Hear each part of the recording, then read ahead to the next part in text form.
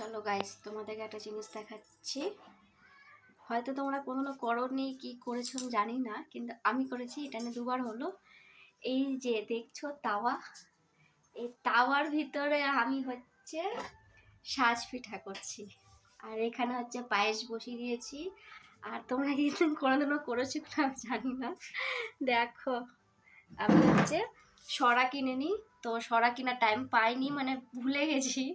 আর এখন যদি বরকে বলি যে সরা লাগবে, সরাটা এনে দাও, তো এনে দিবে না, আমাকে খুব বকা দিবে। তার জন্য আমি কিছু বলিনি, আমি এটাতেই কাজ চালিয়ে দিচ্ছি। আর এইটাতে খুব সুন্দর হয়।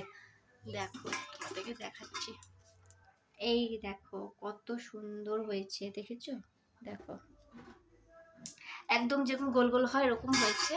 এরকমই তো হয়, দেখো এই যে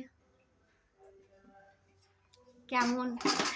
আমি এটা নিয়ে করেছি, আমাকে একজন শিখিয়েছে, তো দেখছি না ভালোই হচ্ছে। মানে সরা থেকে বরঞ্চ ভালোই হচ্ছে, কারণ সরাতে আমার কাছে হয় না পিঠা।